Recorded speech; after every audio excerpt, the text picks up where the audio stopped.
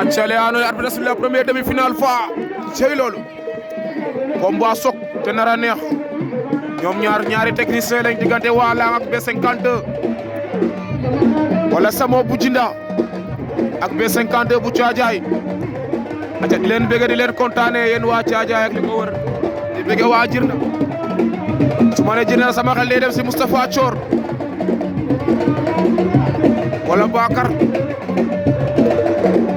wala sama xel dem si Bakar Fenda cey loolu wala Amadou Thior aca di leen bëgg ñoom ñu ne si diaspora ba yëpp B52 jël na tànk ba Walang B52 nee naa la ñoom ñaar ñëpp ay buubkat lañ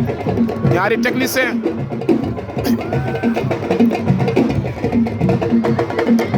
cey loolu B52 boor ngeen lu dul di Walang ngeen jàkkaarloo noonu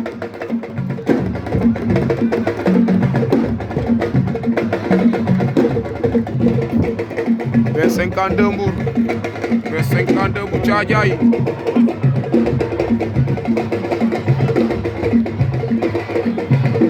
B52 bu Caajaay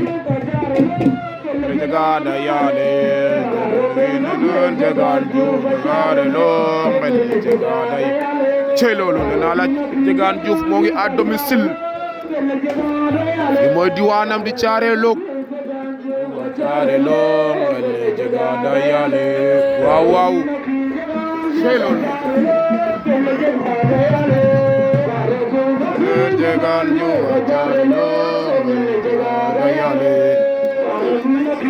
acale anu ne deno ni fop na mbu fa waaw waaw deux techniciens def Walang B52 kino kin oke waak tona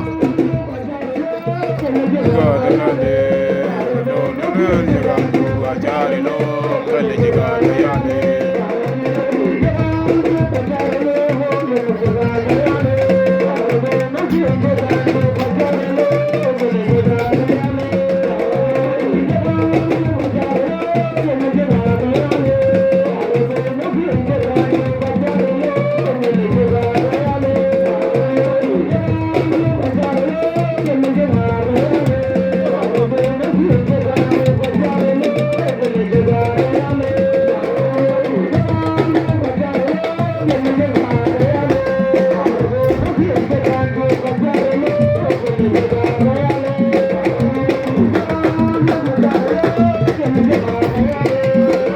Walang Jinda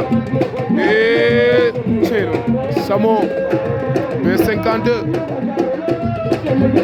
Samo B52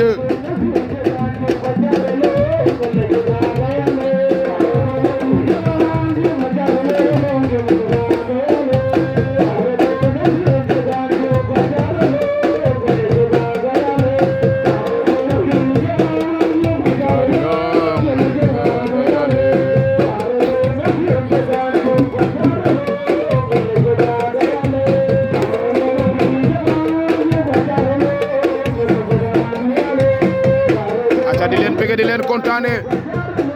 sama champion ba Ousmane Thiaka cey loolu ñoom moo lamil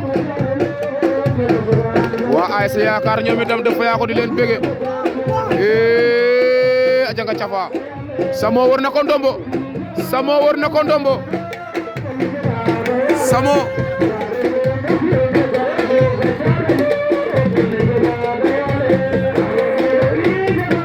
Samo war na ko ndombo